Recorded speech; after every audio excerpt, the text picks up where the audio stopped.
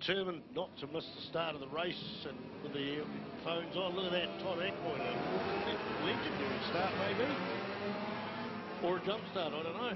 I've no idea about that one, so the people are walking around with their microphones in there, but Todd's got good starts all the way through the day. He's got some very, very good starts during the day, so we're just going to have to see. Okay, we've got the points series. For the motard class, Cudge leads on 142 points. Now this is after the first 2 rounds, including today, all the races. Tony Hironey, 125 points. Mike Kyle, 108. Mark Oliver, 101. And remember, he had a DNF in that last one, so that's not too bad, actually. 101 points. Wilson Woods, 50. Luke Cabral, 46 points. Where is James Clark? He's down there in 22 points. So got 22 points for the race for second place, where he's black flagged him out for a lap or so. But anyway, that's right. That's the motard class. And I think I've done the senior intermediate trophy, but we'll run them off again. Roger Cathro, Markham Barrett, Uriah Wright and Chris Beams, Todd Ackroyd, Neil Chappell, Colin Terry, Kyron O'Neill, Ken Jeston, Tarbin Walker. That is the series points, and I'm going to take those home with me and bring them back, so I've got them at the beginning of the meeting rather than being inefficient and not having them. Normally chuck my paperwork, Ray, but have them. Okay, Roger Cathro comes along there on the TSS Red Baron sponsored machine. We are at the final intermediate sprint cup there, a 5-lap race here, and the intermediate sprint cup. While we're here, why don't we go through a few of the sponsors and just have a little wee chat about them. Precise Print done the program. Down in Paraparaumu, they can deal digitally all over the countryside. As I mentioned, when I was doing my cemetery circuit board game a few years back, I got all the printing done by them because I wanted to put my work the way of somebody that put their money into our sport, and that was my ethos. And they are 3/4 of an hour away from home, but that to me it was worth the extra effort. And Sean, totally professional all the way through, especially with someone like me. I'm a bloody electrician, and I know nothing about printing, so the samples, the backwards and forwards, the discussion, he was always open to things. And you know, for a guy walking off the street, that was a tough call for him, but we got the job done. TSS Red Baron, Danny Burke Suzuki, Henshaw Signs, CTAS Live, audio and video streaming, also very supportive sponsors, and not just for this season as well, for many seasons for the Vic Bridgestone Winter Series.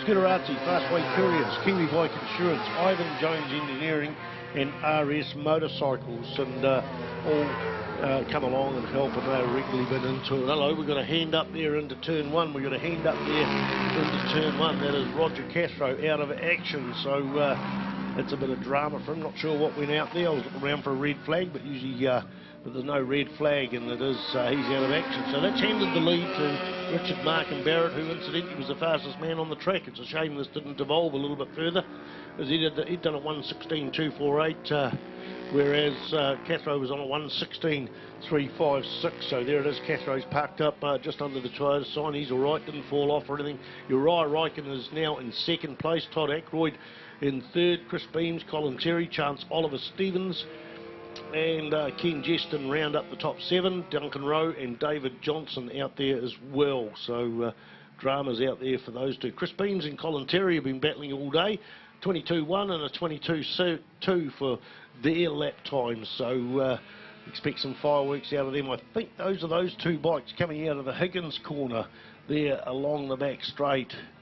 And that looks to me like Chris Beams, and I think Colin Terry's just a little bit faster on the SC650. Okay, Markham Barrett comes through there, 16.248. He's dropped down to the 118s. He would have seen Roger Cathro pull out there, and that's Uriah Ryken go through there in second spot. I mentioned the lightning start that Todd Ackroyd had got, and maybe even a jump start.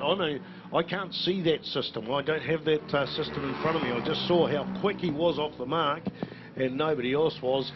And while I might have speculated it could have been a jump start, I also said that he's had some damn good starts all day. So the fact that there's been no jump start penalty come through just shows you that people need to look at Todd Ackroyd to maybe get some hints on how to start fast a racetrack, faster than anyone else. Always the motard guys are very exceptional starters, and I think a lot of this is to do with their motocross background, where they have literally a fence up in front of them. There's a little wire or steel barrier up there, and you can't go until that's down. So there is no jump start. If you do jump the start, you just go into a wall, and then you don't get out of the gate. And especially when you see those guys go to into the road racing world, especially in other classes like the superbikes and 600, many of them have done. You can always see though that they're so disciplined in their start, and this is part of how they've got that way. So back onto the track, and Markham Barrett there slowed down considerably. He knows he's got it up in the bag. He's over 2 seconds slower than he has been. Uriah Ryken is maintaining at roughly the same speed, maybe a little bit slower there. And we've got Todd Ackroyd going around there. He's actually maintaining pretty constant lap times there in 3rd spot. We go to 4th spot there, Colin Terry, and he's put in his fastest lap of the race, as has Chris Beams as well. So on lap 4 of 5 laps. How many races we got to go today?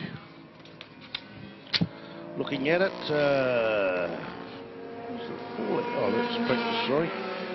This is the Intermediate Sprint Cup. Next one's Junior, and then the Senior. Don't forget, folks, at the end of the day, we've got those airbags to pick up. Not a big job. Just takes a few people to get out there. They are airbags, so they're not heavy. And it's a job that's got to be done. It's also a pleasant job to do, because there is a lot of people to talk to while you're doing it. There is a little bit of time to do it, so we hope we get a good crowd. Many hands make light work. Okay, the checkered flag comes out for the first win of the day. Richard Markham Barrett, I'm sure he'll take that, despite Roger Cathro being sidelined out there. So I would suspect that Roger Cathro's got enough points to continue on and have no trouble there in maintaining his lead.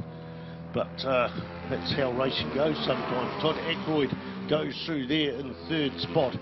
Colin Terry followed by Chris Beams. No changes for those guys along the way. Chance Oliver Stevenson, the first of the ladies in this class, comes across there in 6th place on a 1:23.6, and she takes out 6th place. That's being done and dusted, I think, except we'll get Ken Jeston in there, and might as well get out and look for the other 2 guys as well, Duncan Rowe and David Johnson, see who's finishing there, because while they're at the tail end of the field, there's no first, so there's no last to make up a field.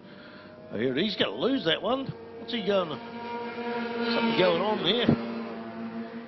Duncan Rowe just cruised across the line and let David Johnson take that. No sun in his eyes because it's coming from behind. Back to some music, folks.